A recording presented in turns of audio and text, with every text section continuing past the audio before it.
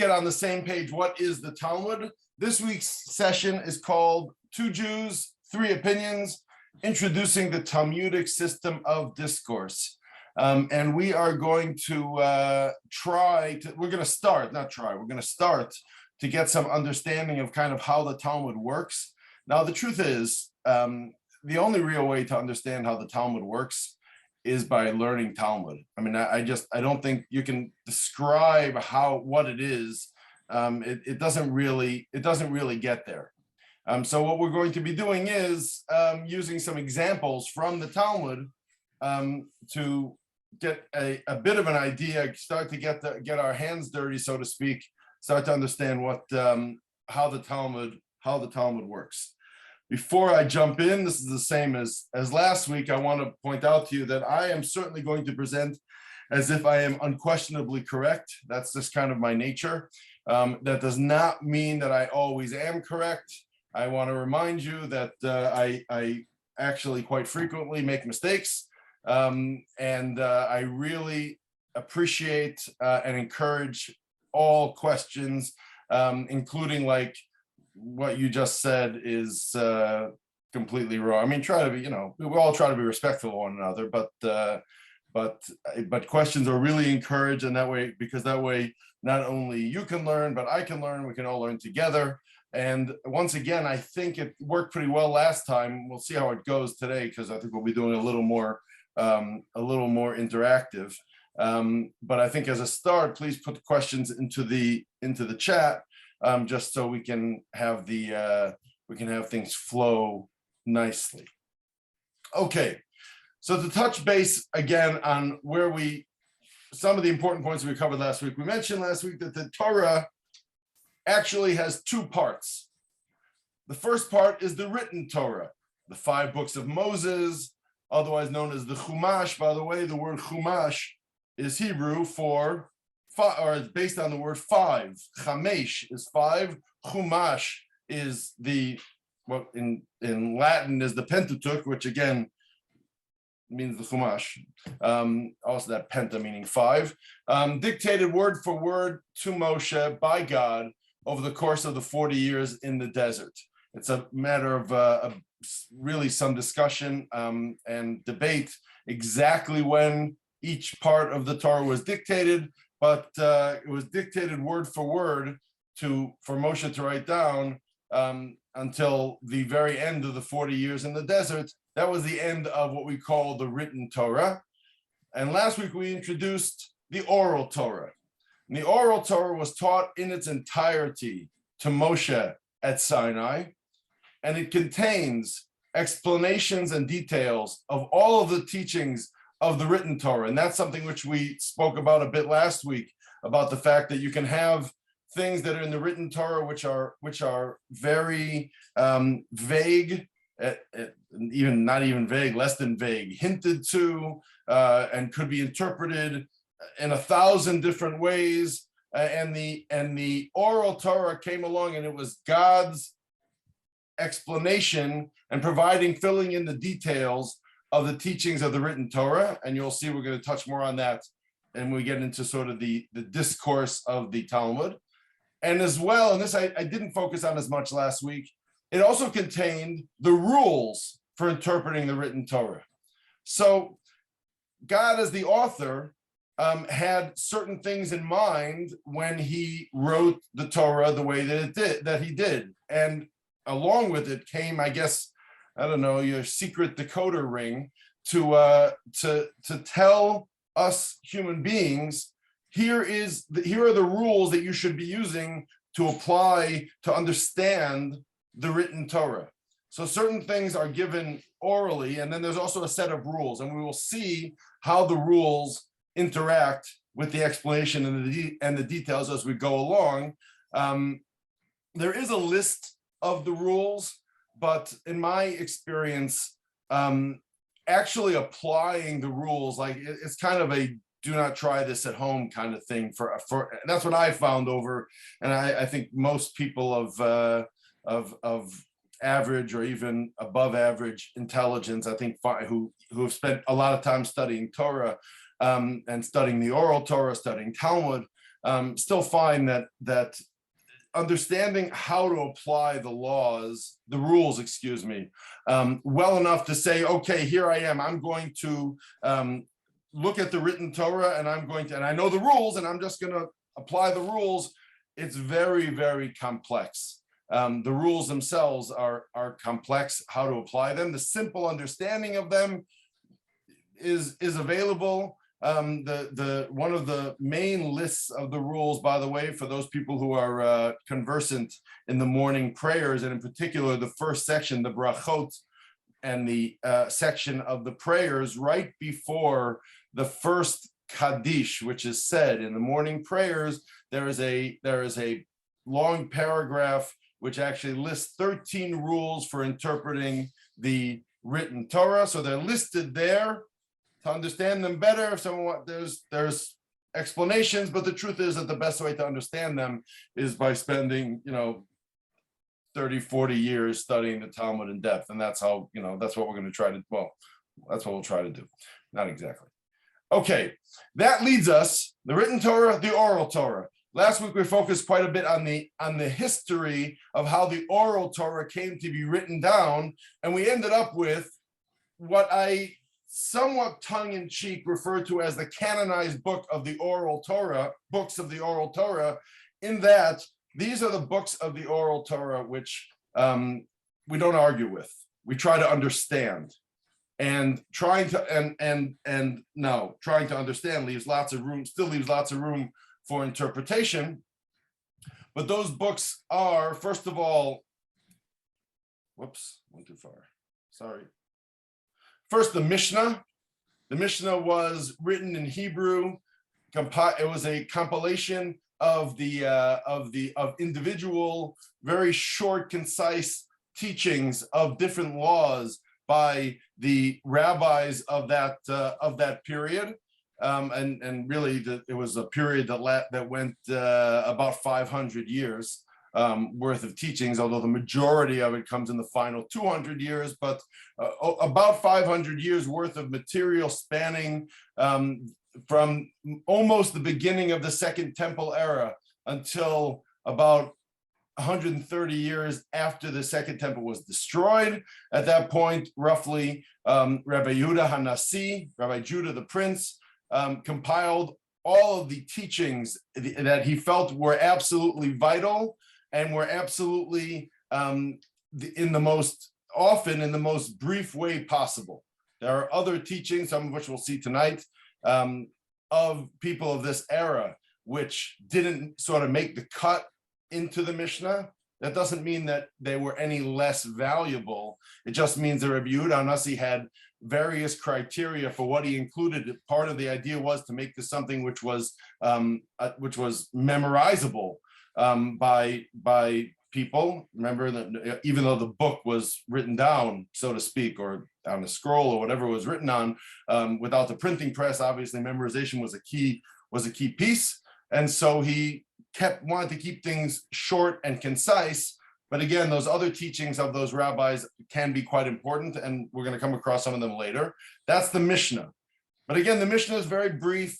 It leaves a lot of room for questioning, for needing to understand what the Mishnah means to say. And that is what is contained in what we call the Talmud or Gemara. I think I would venture to say that most regular Talmud students, I haven't taken a poll or anything, but my guess is that most certainly in sort of the Orthodox yeshivos, the yeshiva world that I grew up in and studied in, usually you refer to studying Gemara. And actually, if you really want to say it and sound like a native, you would say learning Gemara. That's that's what we're doing. We're learning Gemara. So the Talmud or the Gemara is written in Aramaic. And the reason for that has a lot to do with what it is. The Talmud is a compilation of the important debates and explanations of the Mishnah, which existed even before the Mishnah was actually written down. In other words, you had these teachings from all these different rabbis, and people were using them and dealing with them. Rabbi Yehuda Hanasi, Rabbi Judah the Prince, decided to write down this concise form, but the discussions that surrounded those terse, sometimes terse and very concise statements continued, and they were going on. Those conversations, those debates, those discussions were happening in Aramaic.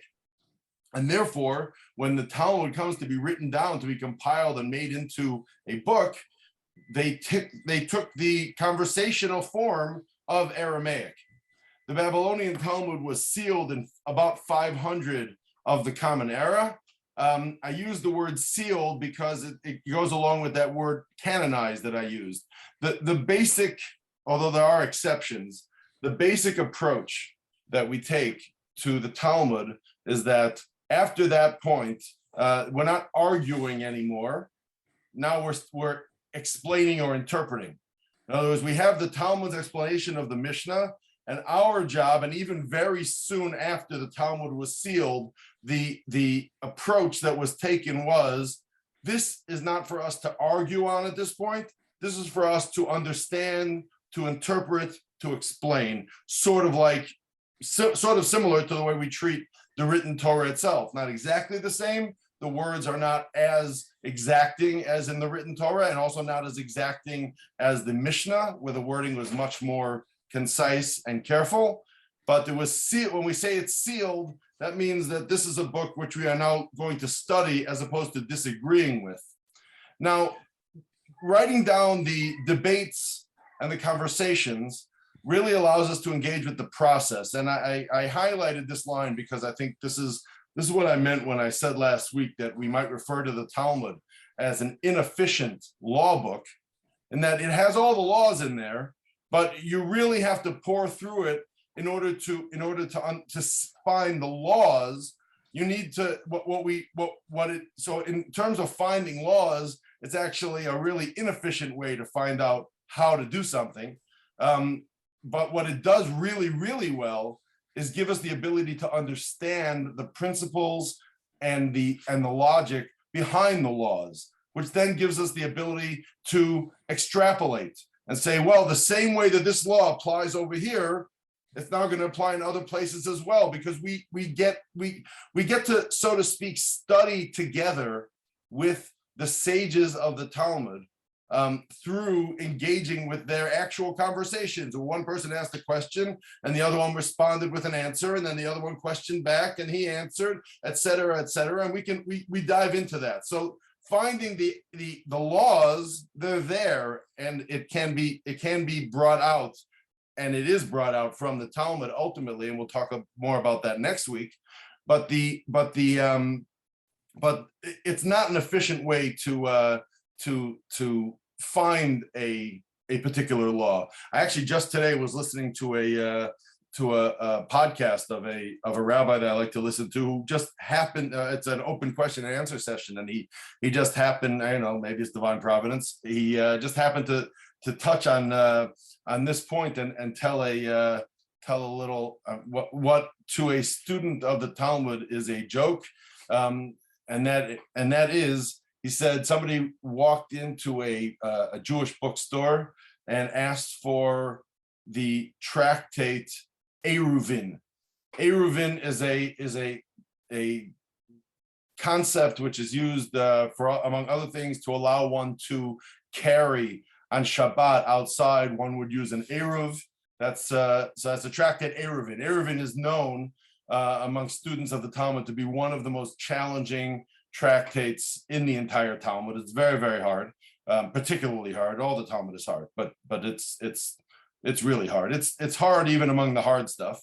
And he walked in and asked for this tractate Eruvin, and the person behind the counter, I don't know, I guess he was being a little bit judgy and said, why Eruvin? Why is that the tractate you're looking for?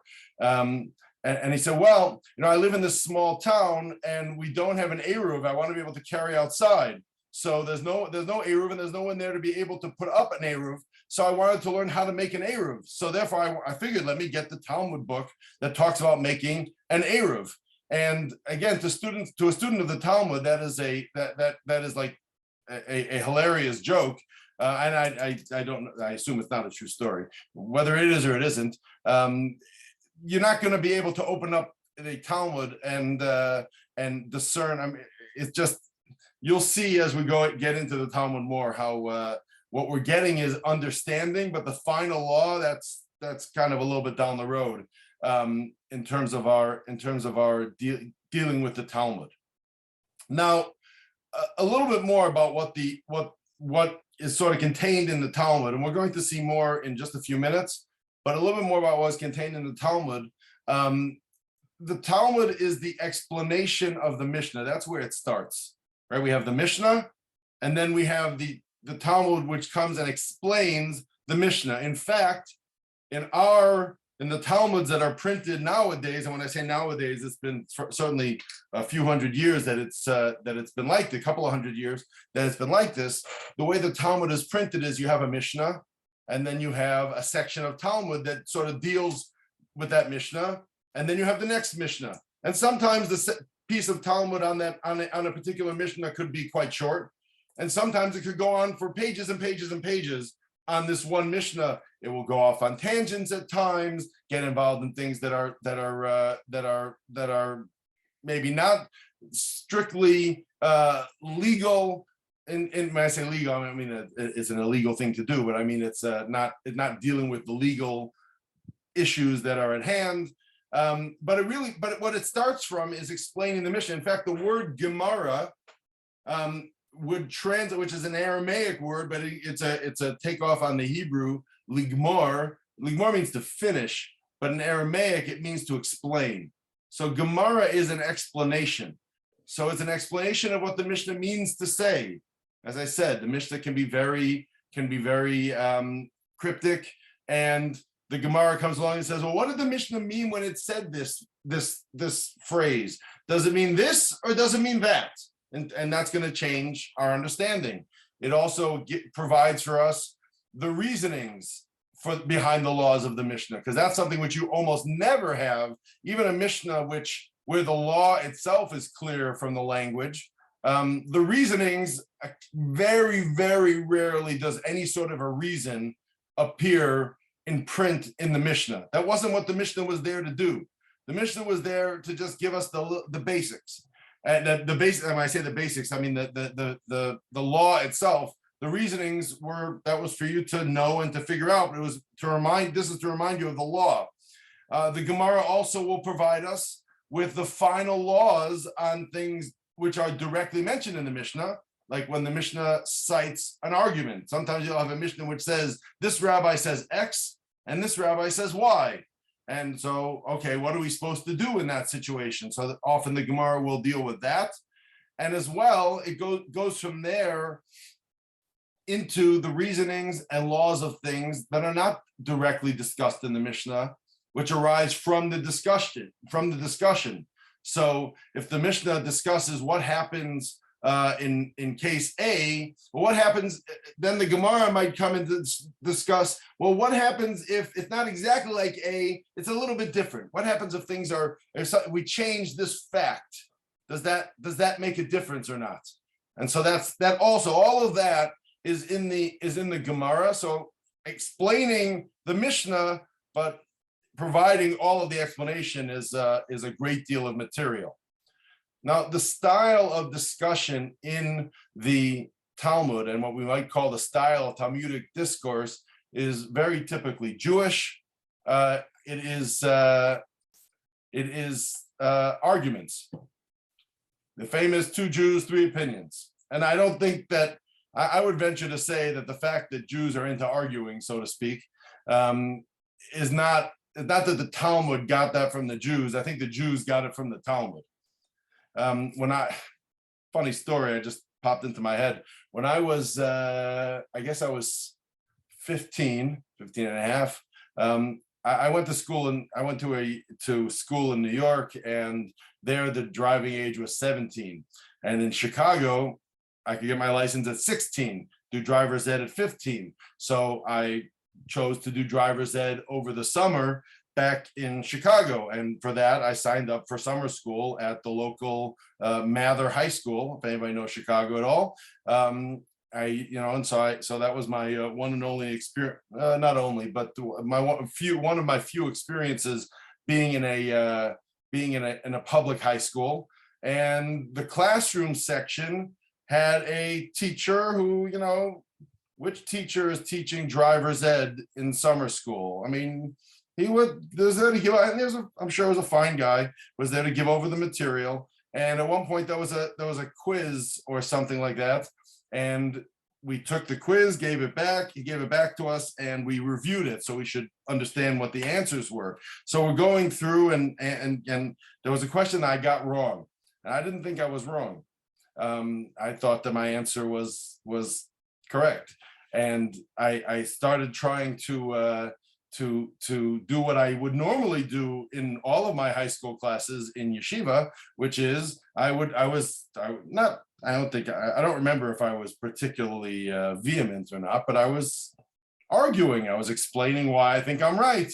And then looking back, I just can't, this guy must have thought I was from Mars. I said, well, if you look at what happened, at this other question and what was meant by this question and what the right answer was there, well, it shows you that this question here must mean something else other than what I can't even reconstruct it at this point. And it's, for me, that's how I've always learned. And that's what we do. The teacher, he was somewhat taken aback. Handled it fairly well, but okay.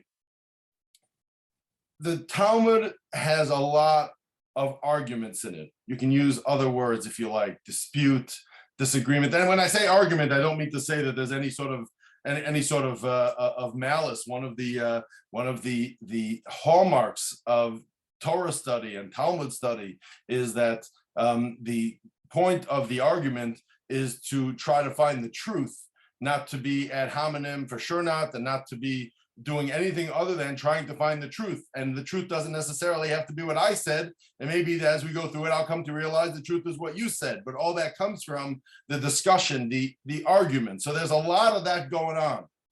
And I think if you, that leads to what I think, if I left you for a few minutes to think about it, is a somewhat obvious question. And that is, what kind of arguments are there? We're talking about the oral Torah. It was dictated to Moshe by God. This is supposed to be God's own explanation of his written Torah. And we're not sure what it says. We're arguing about that.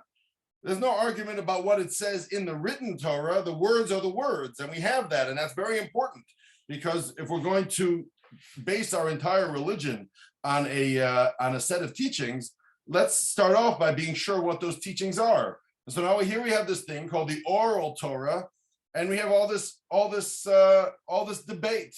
So I think we might ask that, how can we say that the oral Torah as we have it was taught to Moshe when there is so much disagreement and discussion in the Talmud about the content of the oral Torah? It really makes it difficult to accept that there's any sort of authority to the teachings of the oral Torah if we have the rabbis from back then, who, mind you, this is 2,500 years ago, much close. Like, if they were arguing about it, what are the chances that what we have right now has anything to do with what God actually said to Moses on Mount Sinai? How are we supposed to incorporate the concept of arguments to the concept of God teaching us something? For a moment.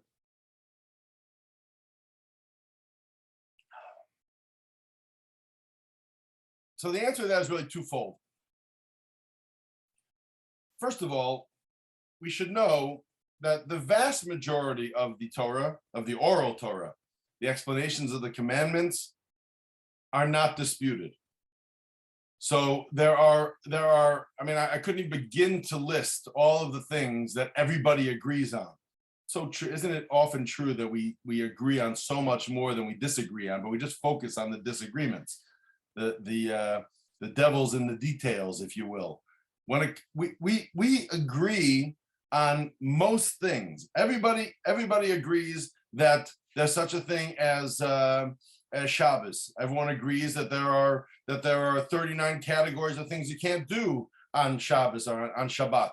Forgive me, I go back and forth with the different types of pronunciations. I grew up with the Ashkenazic, but I want to make sure everyone feels comfortable. I know a lot of people use the Sephardic, so I just kind of go back and forth between them.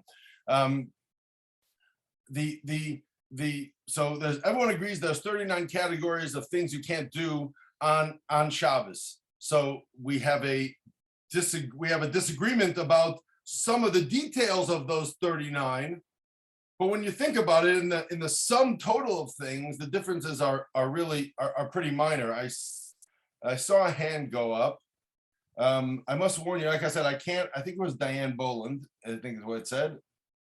So just, I'll let you talk in just 1 second. I just want to remind everyone that I happen to have noticed the message on my screen. It's more efficient if you put it in the chat, just because I'm afraid I'm going to miss it otherwise. But Diane, go. Was it you, Diane? Did you raise your hand? No, sorry. It wasn't me. That's a lot of talk for nothing. Okay. So we really agree on most things, and certainly in particular, those explanations of the commandments that were taught to Moshe, those are not disputed. The disputes are regarding specific details which were not directly taught to Moshe. In other words, you couldn't possibly, the examples, the differences of cases, the different types of things that can happen and that might change how we're supposed to conduct ourselves in a particular situation. They may vary, all but infinite numbers of cases and numbers of things that can happen, and there is no way that we could have an oral Torah which encompassed every single thing that would ever happen. It's just not, first of all, it's not possible. And I think even perhaps in a certain sense, even more than that, that's part of, as we mentioned last week, in the name of the Maharal, Rabbi Yehuda Lowy of Prague, we mentioned that he said that one of the reasons why we have an oral Torah is because by engaging with the material with our brains, it makes it really a part of us. And as opposed to when you have everything written down in a book. So that engagement that we're doing with the material, that is working on the things that were not necessarily made 100% clear by God to Moshe. And so I think if we look at an example, which I'm going to spend a lot of time, we're going to come back to a couple of times. I think everything is going to start to gel. I hope so. Let's talk about an undisputed explanation, which was taught to Moshe at Sinai. Again, nobody disagrees with this. There is a series of, why is it not? Oh, I'm clicking the wrong place. There's a series of verses, actually, coincidentally, in this week's Parsha, this week's Torah portion, Mishpatim, which happens to be one, the word Mishpatim itself means laws, and happens to be one that contains a great deal of monetary law. It's really just jam-packed with a lawyer's dream. So there's a few verses there. One of which, for sure, you are all familiar with, as you'll see in a second. And it starts off as follows. I end up with two verses. When men fight, and one of them pushes a pregnant woman, and a miscarriage results, but no other damage ensues. So you have two men fighting, and it's, as we'll see as we go along, one of them, there happens to be a pregnant woman happening by who accidentally gets impacted, literally, by this fight, and sadly this woman miscarries. I don't want to get involved with that particular law right now, but that's the setting. You have two people fighting, and a woman is hurt. So the first one talks about when there's no other damage, it's just the miscarriage. So what's the law in that case? And we're going to put that aside for right now. It's too much of it's not what we need for right this second.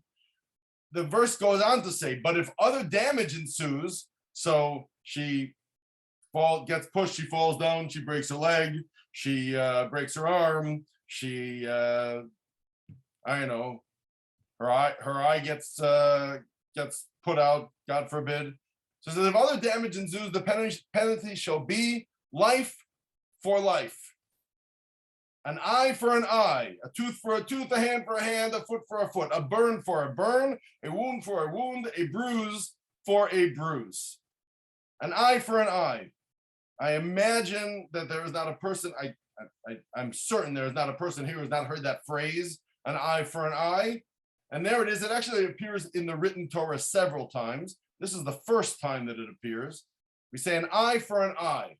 Now, as I mentioned, undisputed explanation taught to Moshe at Sinai is an eye for an eye means paying the value of the lost eye.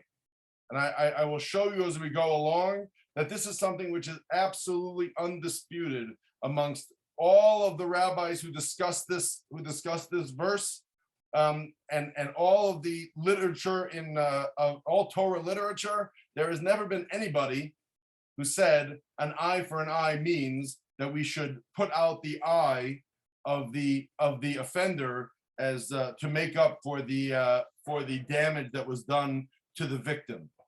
Everyone agrees with that, and the reason why everyone agrees to that is because, again, this is an undisputed explanation which was taught to Moshe at Sinai.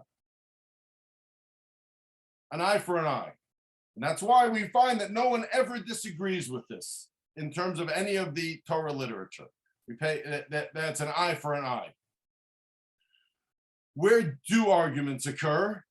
Well, arguments occur in a couple of categories, and they are applying the rules of interpretation. I'm sorry, this is very wordy. I tried to pare it down, but it's just a wordy sentence. Applying the rules of interpretation to see where the teachings of the oral law are hinted to in the written law. That's one example. We're going to come back to each of these categories individually, so I'll just say it really quickly. The second one is applying the rules of interpretation to derive laws where there was no specific teaching of the oral law. And we'll see an example of that, where the oral law didn't directly address this.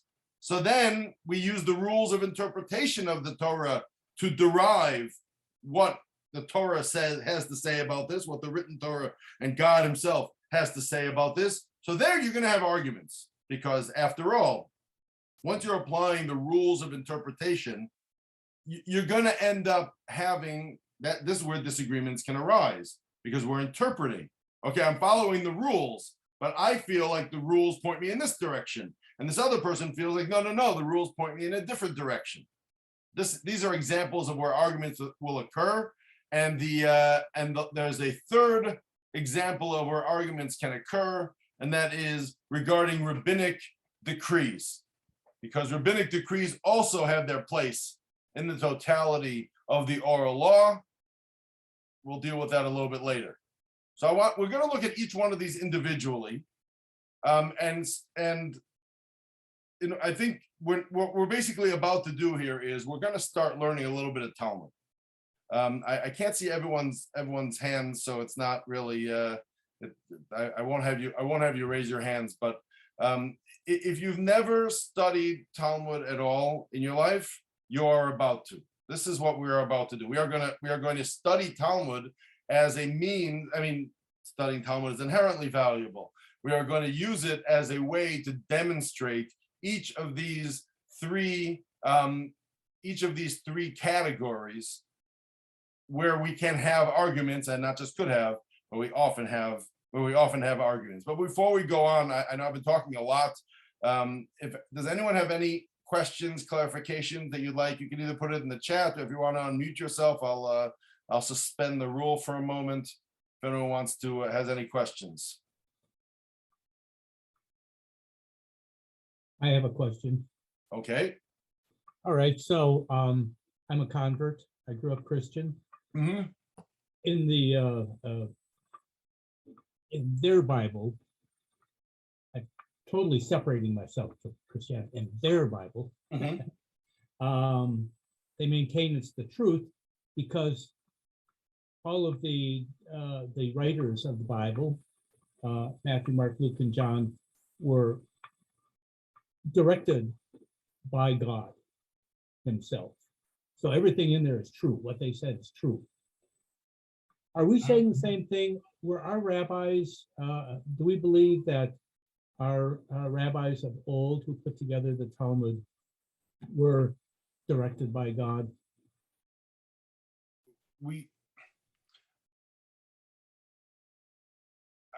That question, I see a couple of different angles of what you might mean. So I'm not sure if this is actually going to answer your question as you mean it, but let me touch on it briefly. But what we certainly do believe is that the oral Torah was taught to Moshe, to Moses, who taught it to Yehoshua, Joshua, who taught it to the future leaders of the generation after generation. And this went on for many generations until it ended up getting written down in the Mishnah and in the Talmud. So Moshe was taught the oral Torah at Sinai. Now, both the written Torah, the 5 books of Moses, and by the way, again, when I talk about the written Torah, I'm only talking here about the 5 books of Moses, the books of prophets and the books of writings, which in Hebrew we refer to as Nevi'im and Ketuvim, or Nach, as would be the abbreviation for them. Those were inspired, divinely inspired, but not dictated by God. The Torah, the 5 books of Moses, we believe were dictated by God, and as well there was an oral component, an oral explanation, which was also dictated by God to Moshe. The rabbis were not working necessarily with, there was certainly the rabbis of that era, the stories in the Talmud of miracles they may have performed, that they performed, and these were very holy and righteous and wise men, but what they were doing was not based on prophecy. It was based on understanding. It was based on study and logical interpretation. Okay. I'm not sure if that fully answers your question. It probably doesn't. It sounds like something that needs a little bit more conversation, which I'm happy to have at some point. I will say that the other point before we move on, and if anyone has any other questions, the first thought that occurred to me as you were asking the question was that so much of understanding what's going on in the Talmud, you really have to start getting into studying the Talmud in order to start to things become clearer than I could possibly explain when you start to experience it. That sort of experiential learning of engaging with the Talmud, it helps explain a lot of things. Not everything. Doesn't mean that there's no questions when there's plenty of questions and plenty of things left without explanation, or not enough explanation for someone as simple as myself. But engaging with the Talmud helps a lot. Are there any other questions you'd like me to touch on before we move on and dive in? Okay, you can always put it in the chat later, ask me later. But here we go. So I mentioned that place to argue number 1 is applying the rules of interpretation to see where the teachings of the oral law are hinted to in the written law. What that means is that much, not all, but much, the vast majority of what we refer to as the oral law that was dictated by God is hinted to in the written law. You ever see, I always love giving this example, even though it's probably almost heresy. But in the Monty Python movie, oh, come on, what's it called? The Holy Grail. Meaning of life? No, Meaning of life? No, the Holy, yeah, I actually never saw that. But the Holy Grail, search for the Holy Grail. Okay. Right. So in the search of the Holy Grail, they come across the book of the Holy Hand Grenade. Either you love Monty Python or you hate him, and so maybe you've either seen it or not. but and in the book of the Holy Hand Grenade, if I recall, it says something along the lines of, "And thou shalt pull the pin and then count to 3, and 3 shall be the number of thy counting. Thou shalt not count to 2 nor to 4, and 5 is right out." And it is essentially making fun of the fact that sometimes the written Torah can appear quite wordy, and it's written in a way which sounds just like, quite frankly, sounds just like that. If the written Torah talked about a hand grenade, I suspect it might sound just like that. But actually what's happening there is that the ideas in the oral law are hinted to in the written law. So I'm going to show you an example. We said an eye for an eye means money. Now, first of all, before we go on, I want to give you an example of the kind of the nomenclature of the Talmud. In Seder Nizikin, I mentioned last week, there are 6 Sedarim, or Seders, orders that make up the Talmud. So Nizikin, which deals with damages. In the tractate, which is called Bava Kama, in chapter 8, Mishnah 1 says the following. Obviously, it's an English translation. I want to mention that I end up, one of the challenges, which has gotten a lot easier more over the last probably 20 years, is 20 years or so, is dealing with the fact that the Talmud and so much of really everything in the Torah until very recently is written in languages that we're not familiar with. So translation becomes a bit of a challenge. So this is a close to an exact translation, but the concept of exact translation is a difficult one to define exactly. But the Mishnah says, one who injures another. So that it's referring to one person goes and punches somebody else. One who injures another, punches somebody else, is liable to pay compensation for that injury due to 5 types, and 5 types of indemnity, 5 reasons to be that you're obligated for. You must pay for damage, for pain, for medical costs, for the loss of livelihood, and for humiliation. So here we have a law which is there's a tremendous amount here, as you can imagine. 5 different things that a person has to pay for. Let me skip the first one for a second. You have to pay for pain, meaning there's a payment for pain and suffering. There's a payment, next one is a little bit easier, payment for medical costs that were incurred based on the damage that you did. There's a payment for loss of livelihood. If the person was not able to work, you have to pay for that. And there's also payment for humiliation or embarrassment. It's an embarrassing thing. Somebody comes over and, punches me out in front of a whole bunch of people. That's embarrassing on top of everything else. And there's a payment for that as well. The Talmud goes through each one of these to explain how exactly we calculate that. But the point that we want is he pays for damage. Paying for damage means that, and actually the Mishnah itself goes on to explain that at the time of the Mishnah, there was unfortunately, an active slave trade. And so what they would, what's referred to in the Talmud all the time is you would figure out how much would this person be worth on the slave market with, let's say they lost the use of their eye, for example. How much would they be worth with that eye, and how much less are they worth now?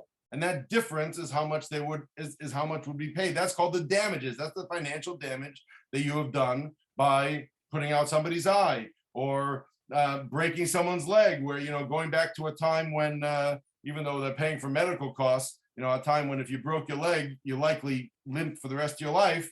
Well, okay, that means that you're not as valuable. In modern times, when obviously, and thank God, there is no slave market, there is instead the way it's worked out is by figuring out is based on the ability to earn money. Where I used to be, I could earn X amount of dollars over the course of my life, and now I will not be able to earn that much. I'll only be able to earn X minus whatever for the rest of my life. And that's how we calculate the financial damage that was done by this injury that this person inflicted on another person. Okay, that's an eye for an eye, meaning financial damage. You pay money. Comes along the Talmud, the Gemara, and says the following: why does the Mishnah take for granted the fact the one who caused injury is liable to pay compensation to the injured party? The merciful one states in the Torah, meaning God states in the Torah, an eye for an eye, the verse that we saw earlier. We should say that this means that the one who caused injury shall lose an actual eye rather than pay money. That's a long-winded, because of the fact that it's translated, way of saying, who said that an eye for an eye means that you pay money? Where'd that come from? It says an eye for an eye. So we should take this, if that person's eye, if he damaged that person's eye, we should damage his eye.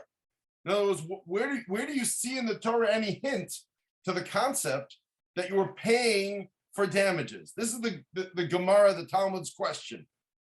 The Talmud discusses this and gives, as we'll see, several answers to this question. But this already begins, and we're going to get to some of them. This already begins to show us the way this works. As I mentioned before, the oral law is clear. It's a given that everyone agrees we pay, that it means financial. It does not mean you actually put out the person's eye. However, we'd like to know, is that indicated anywhere in the written Torah? Where is it indicated in the written Torah? When you take it that the written Torah seems so obviously to be saying not like that, so where does that come from? So the Gemara gives two answers. The Talmud actually gives way more than two answers, but I'm going to share with you first two answers. Opinion A gives the following answer. It says that the verse elsewhere states, meaning there is a verse elsewhere that states, one who strikes a person, and that same verse also states, and one who strikes an animal. In the same verse, it talks about both things. One who strikes a person, the following, and one who strikes an animal, the following. Damages an animal, the following.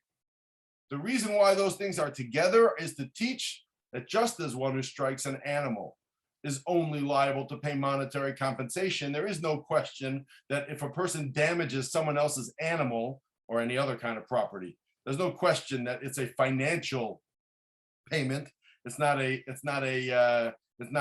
We certainly don't do anything bodily to the person who did the damage.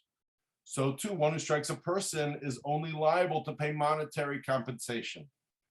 So that there's a rule, one of the rules for how we interpret the Torah is that when things are put next to each other, there's often a reason.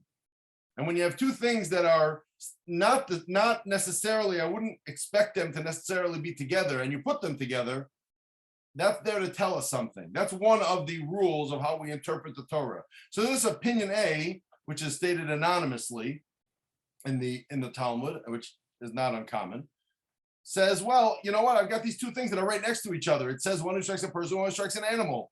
Why are they put together? Must be that it's teaching us that it's only a monetary payment. That's opinion A.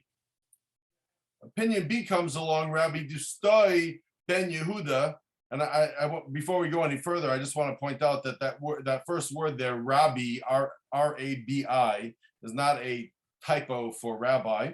Rabbi is the Hebrew term, which is used for certain rabbis, an English term, and there's different terms that are used. I chose to translate, not translate it, but transliterated. Rabbi Dustoi ben Yehuda, the son of Yehuda, says, the phrase an eye for an eye means monetary restitution. How do we see that? You say there may be a case where the eye of the one who caused the injury is large and the eye of the injured party is small. So how can I read and literally apply the phrase an eye for an eye in this case? It's not going to be an eye for an eye because that person had big eyes and that person had little eyes. My eye is big, and you are taking away something which is more than the damage that I did. So therefore, it must be that an eye for eye is monetary compensation. In other words, logically, they arrive at the conclusion it has to mean that, because it wouldn't be fair otherwise, because there are going to be times where an eye for an eye, if you're doing it literally, actually will not be fair. So I just want to talk about these two opinions for a minute. And as I said, we're studying Talmud. Here you have two opinions. I only quoted parts of between opinion A and opinion B. There's a whole bunch of discussion, because what tends to happen in the Talmud is that you have an opinion, and then you have someone else coming in and saying, well, that doesn't make sense, either because mathematically it doesn't make sense. What I mean by mathematically is, well, you quoted this verse to mean that, but it can't mean that because it means something else. In other words, you're not. Well, forgive me, I'm having trouble. I need a little bit better explanation of the word mathematically. What will happen is that what you're saying doesn't jive with something else you said or that the Torah said elsewhere. That's what I mean by mathematically, or logically. In other words, they'll say logically that there's a flaw in what you just said. So what happens is you have an opinion, and then oftentimes you have people coming and asking or attacking, you might even say, that opinion and saying, well, logically that doesn't make sense. What you're saying doesn't follow. Or mathematically what you're saying doesn't make sense because it's against something else that you said elsewhere, that someone else said elsewhere. So on opinion A that happens, on opinion B that happens. I'm looking for somebody brave. Can anybody think, looking at these two opinions, of a flaw that you see in either one of these opinions? And there's flaws in both of them. You have to. What do you see? Can someone who is really brave share with us, like, what might be a flaw with either one of these opinions? Go ahead. In the chat or No, let's do it. Let's do it talking. okay, if I might. Opinion B, the issue of an eye for an eye has nothing to do with the size of the eye, but the ability to see. The size of the eye is irrelevant to the ability to see. That is a really great example, and I think a really good question. In fact, it is the question which the Talmud itself poses to this opinion. What do you mean one eye is bigger than the other? Who cares how big the eye is? Why is that a relevant point? That would be like saying, if you break, if you destroy my car, well, then I have the right to take your car. And we say, well, it's not fair because your car might be red and my car is blue. Well, that's irrelevant. They're the same. And in this case, you have one eye is big, one eye is small. So what? They're still the same thing. It's not about the size of the eye. I think it doesn't really need my approbation, because, as I said, this is the question the Talmud itself asks on opinion B. Anybody see anything with opinion A that seems troubling? I do.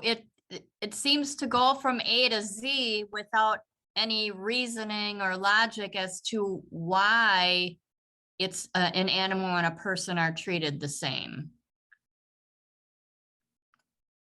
Could you elaborate a little more on that? I want to. So the final part of the last sentence. So too, one who strikes a person is only liable to pay monetary compensation. It doesn't address why that's the case. Right. That is very true.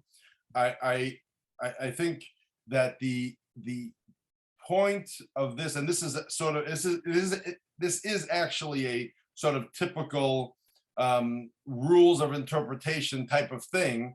One of the rules of interpretation of the written Torah is that when things are written together, it tells you there's a comparison between the two.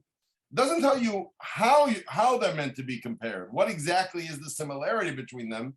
But it tells you there is a similarity. So then when we have we could then say, well, this is where, you know why the Torah put those two things together?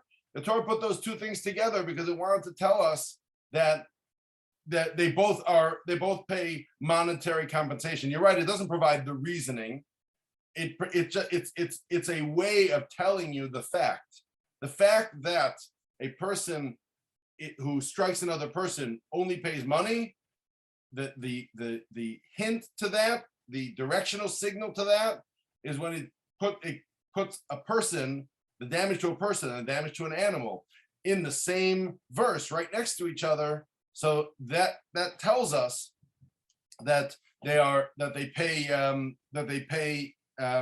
that's only paying monetary compensation. In other words, it's not about the reason, it's about the what is the Torah trying to tell us. It's not trying to provide the why.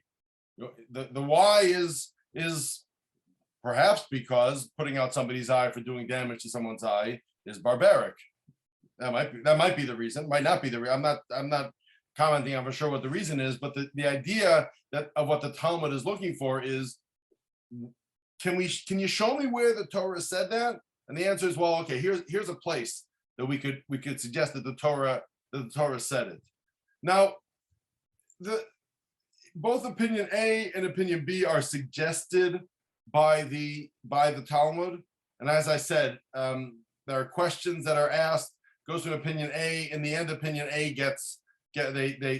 they after a long discussion, they discard it because they end up saying that no, this verse isn't telling us that, it's mathematical, it's telling us something else, which obviously that's not logical. You wouldn't be able to come up with that on your own without having the type of breadth of knowledge that the Talmud has. But they end up doing away with opinion A because they ask questions and say, you know what, that doesn't fit. And doing away with opinion B, actually, because of the question that I don't know who it was that was speaking, but whoever it was, it's because of that question that they do away with that opinion as well. And that is one of the places where there's room for an argument. You have these two opinions about how do we, I know an eye for an eye means money. That's a given. That's been handed down. That is a transmission that came from Moshe and went all the way through the generations. And there's no dispute about that. It means money. But one of the areas where there is room to argue is, okay, but where does the Torah tell us that? What is the source that that's what the Torah means? It's not what the words say. So the answer is, well, we learn it from this other verse. Or the answer is, because logically, it can't mean anything else. And by the way, you should remember that this is going back to a time when the concept of a literal eye for an eye may not necessarily have been foreign to everyone who was talking. A pretty brutal society, and therefore to just say, well, the Torah can't possibly mean that because that's just brutal. Well, at that time, that sort of logic wouldn't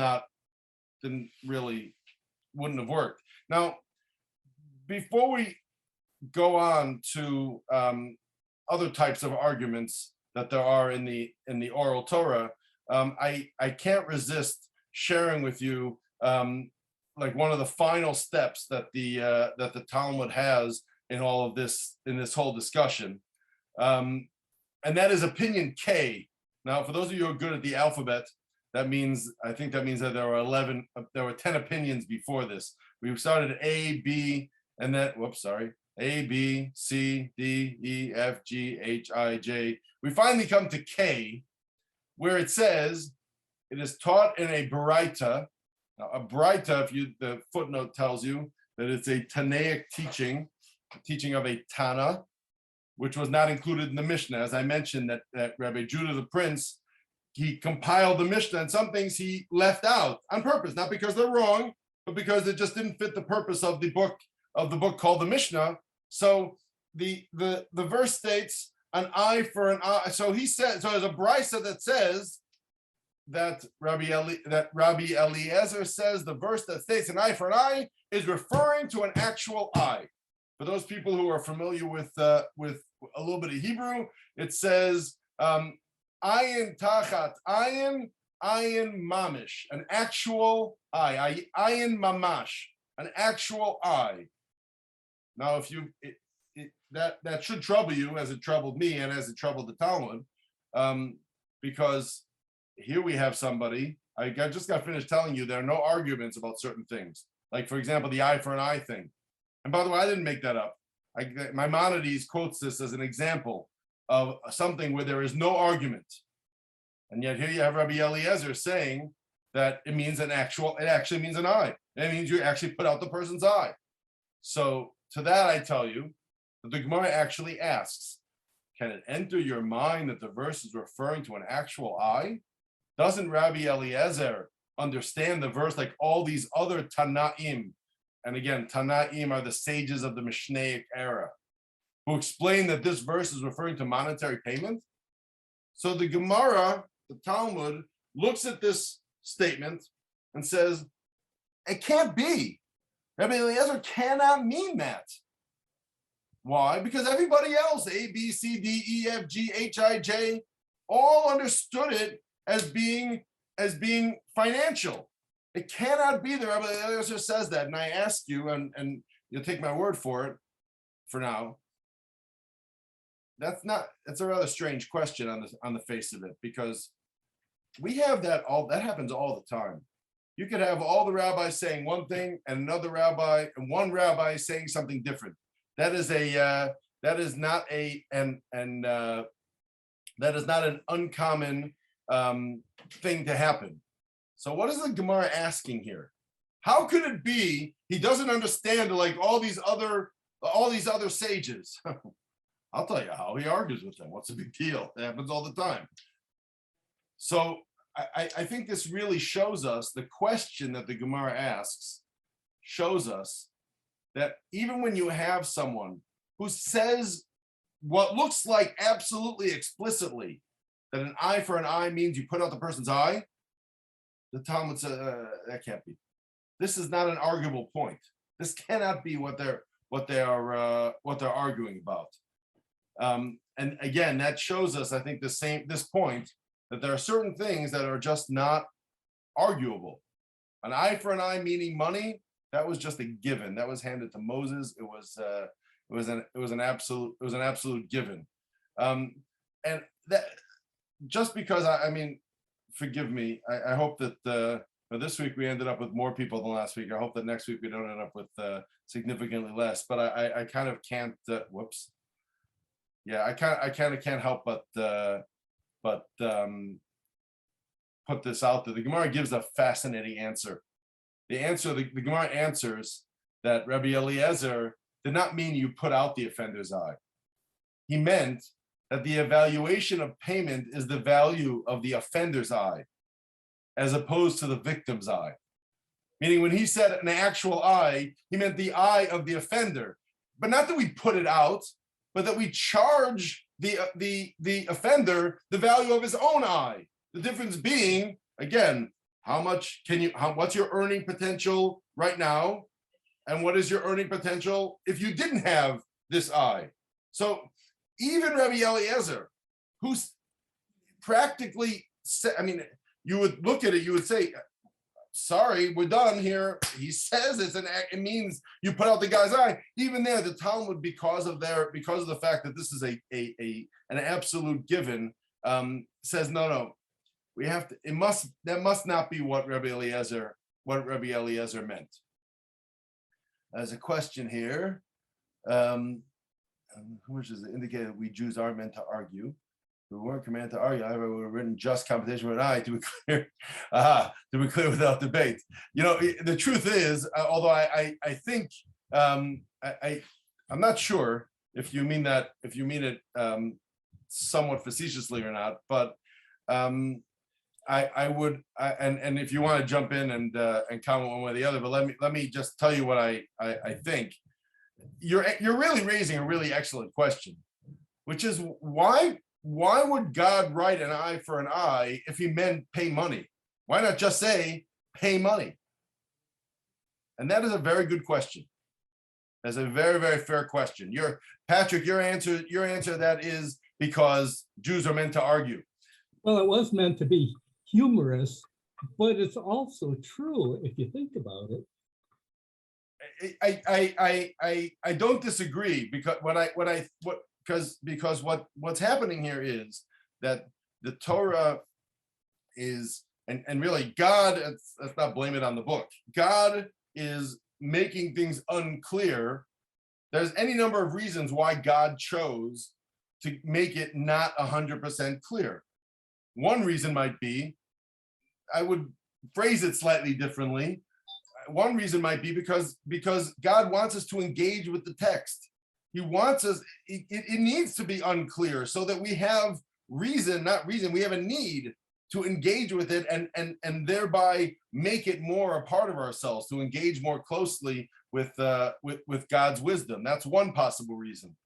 Another possible reason might be that there's a concept that many of you have probably heard before, which in Hebrew reads Shiv'im Panim LeTorah, which means literally means there are 70 faces to the Torah. And what that means what it means is there are 70 ways to interpret each line of the Torah. There are 70 different ways you can interpret it. And I've never met anyone who can tell me all 70 about any particular thing, but one which you may have heard of, there's a Kabbalistic layer, a mystical layer to what's going on in the written Torah. And so it may be that God wrote it in a particular way because it needs to be able to incorporate not only the simple explanation, which is what we're dealing with, but it also has to be able to incorporate the Kabbalistic interpretation, which is whatever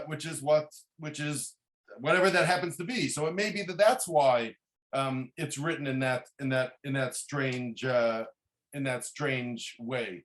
I would add one more point that just occurred to me. It might also have to do with the fact that it tells people who are potential offenders to be careful, like realize what should happen. On a certain level of logic, it actually makes sense, as brutal as it sounds to us. It actually makes sense that if you put out somebody else's eye, you should lose your eye. And that puts a level of responsibility. It means be really, really careful, which is something that when we get to paying money, it becomes like, okay, I did damage. Okay, how much is it? If you have a lot of money, it doesn't really matter that much. Okay, so it means that I've damaged you to the tune of, I don't know, I've hurt your future earnings to the tune of, I don't know, $1 million. Well, okay, I'll write you a check for $1 million. And it allows for a certain amount of being cavalier. And what this is saying is don't be cavalier. Understand what you're doing here. You really, in a certain way, deserve to have your eye put out, because realize what you're doing. Perhaps that would be another reason why it's written that way. Toby, I'm sorry, I don't understand the point that you're making. Could you, and I apologize. I better just move on because we're getting a little bit short on time, and I want to make sure that we get through as much of the material as possible. I'll be happy to stick around afterwards to answer any questions as I did last week. So again, this whole thing was an example of, I know this is true. I know an eye for an eye means money, but I don't know where did the written Torah imply that to me. And so we have opinions A through K, or that come in, maybe there may even be one or two more, I don't remember, that all come to tell us, here's where the written Torah implies it to us. And that gives us a further insight into what God meant when he wrote the Torah. But there are two more examples of places where arguments occur. Applying the rules of interpretation to derive laws where there was no specific teaching of the oral law. And here's an example of that. And if what we were doing just now was a bit abstract to you, I think this is going to be less so. We had another verse, again, going back to the same little thing that's going on here. Men fighting and damage ensues to someone, meaning, and in this case, the someone being someone else, right? They're fighting and they accidentally bump into a pregnant woman and she gets hurt. Again, if she, God forbid, miscarries, there's that. But if other damage ensues, he shall give a life for a life. Now, one thing is for sure. Clearly, there's no way to interpret this other than it must be talking about a case that the other damage that we're referring to is that the other person sadly died. This woman's walking by. These two guys are fighting. They end up not intentionally pushing this pregnant woman, and she falls down and she dies. So the Torah says she'll give a life for a life. A life for a life. I want you to think for yourself, what if you had to guess? I'm not going to ask you to guess right now. Unfortunately, the time doesn't allow us to, but I do want you to take a second and think for yourself. If you had to interpret this verse, if other damage ensues, he shall give a life for a life. Does that mean that the person is executed? And remember, there is such a thing as a death penalty in Torah law, at least theoretically speaking. Does that mean the person's executed? Or does that mean the person pays money, the value of the person's life? What would you, I want to think for a second, how would you interpret that? Would you interpret that the person gives his life, meaning he would be executed because after all, he caused someone to die? Or does it mean money?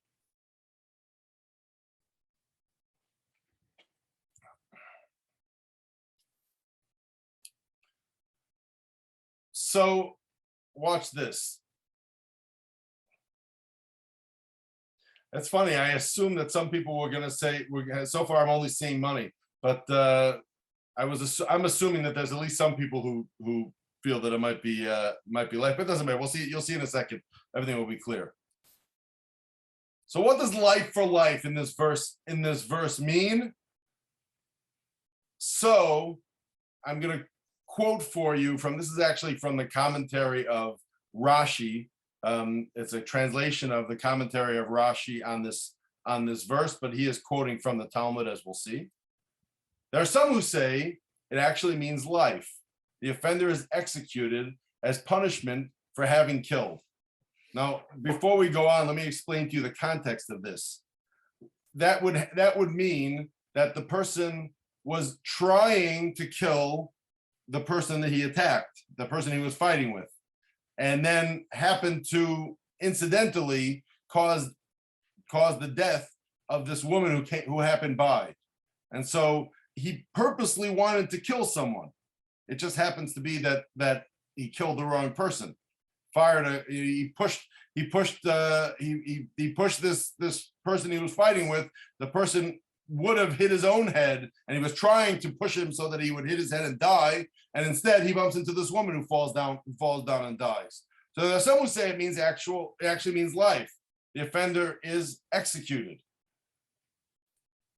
Rabbi Shimon says that it means monetary compensation. The offender does not literally give up his life. And listen to the reasoning. Rabbi Shimon must interpret it thus because Rabbi Shimon's opinion is that if someone, he who intends to kill a certain person and inadvertently kills another instead, as is the case here, is exempt from the death penalty and has only to pay to the heirs the value of the person. In other words, listen to what happened. The guy pulled out a gun, pointed it at the person he was fighting with, and missed the person that he was shooting, and hit this poor woman instead. So he was intending to commit murder. And in fact, he did commit murder. It just happens to be that the person that he killed was not the person that he was intending to kill. So if we look at this, if we look at if we accept the fact for a moment that the Torah does have such a thing as a death penalty for someone committing murder, that's a whole discussion about when it might have been, when it would have been applied, and leave that aside for a second. But the Torah does have the concept of a death penalty for someone who commits murder. So that means that here's a person who's a murderer. Person murdered someone else because the person intended to murder, and that intention came true. Just happens to be that didn't come true with the person that he intended to kill. But does that make his crime any less heinous? So we have here a dispute where the Torah didn't make it clear. The oral Torah did not tell us what happened in that situation. The oral Torah told us if a person kills another person, that person is put to death. That's somewhere else. That's elsewhere in the Torah. Here we have a case where the two people are fighting each other, and the death to the bystander is incidental. What happens there? So there we have a dispute. In other words, God left it as vague on purpose, in order to leave room for us to interpret what the written Torah means. And the Gemara in this Talmud, and he quotes at the end here, tractate Sanhedrin. Sanhedrin is the Jewish court. So as a tractate named Sanhedrin, page 79a, that goes on to explain the reasonings for each of them and where they get it from. And one says, well, I look at this verse that tells me that inadvertent murder is also considered murder. And the other one says, I look at a different verse where it says that inadvertent murder is not considered murder in that way.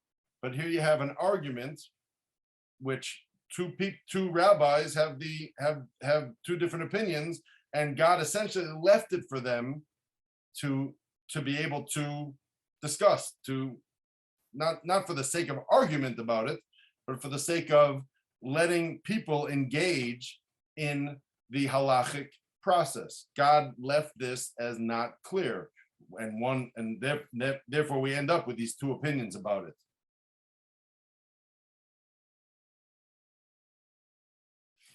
So Patrick, that's a really good question. I finally did it. We're running out of time. It is 5 minutes left, and I'll either right after we're done, or we can talk at a different time. The third place that there's arguments is rabbinic decrees. I mentioned 3 places there are arguments. The third one was rabbinic decrees, which to me raises the question, rabbinic decrees? Didn't we say it was the oral law handed down by God? Isn't this about what God said? Rabbinic decrees are what the rabbi said. What does that have to do with this whole Talmud thing, which is supposed to be about the oral law? The answer to that is the Torah specifically gives license to rabbinic leadership to enact decrees as they deem it necessary to preserve the Torah's way of life. Of life, because I added too many words. And so that the Talmud includes in it also discussion of things that were absolutely rabbinic in origin, where the rabbis, through the license that the Torah gives, enacted decrees to make it that to help us to be able to keep the Torah properly. An example of that would be, I'm not sure if I want to use the provocative example. I'll use the provocative example because then we're going to be done. I'll use Stephen Russick's example. Chicken Parmesan. Everyone knows that the Torah does not allow us to eat meat and dairy together. That is the Torah's law is you can't eat meat and dairy together. What about chicken? So the truth is, according to almost everyone in the Talmud, chicken is not included in that. Just like you can eat fish, even though it was once alive, you can eat fish in dairy. Everyone knows lox and bagels with cream cheese. I mean, like, you know, you can't have a circumcision without it. I mean, obviously that's something which is permitted, although that's somewhat tongue in cheek because they're actually okay. But what about chicken? So most of the rabbis of the Talmud are of the opinion that chicken on a Torah level would be permitted to eat together with dairy products. However, there was a rabbinic enactment that, you know what, even chicken. Why? Because chicken and meat can be confused with one another. And if people see you eating chicken with meat, they may not with milk, excuse me, or with cheese, they may think that it's actually meat. And so therefore the rabbi said, no chicken either. That's a rabbinic decree, which the rabbis enacted because they were afraid that, you know, there's going to be issues. If people see, if people are eating chicken with meat, with milk, they may come to eat meat with milk as well.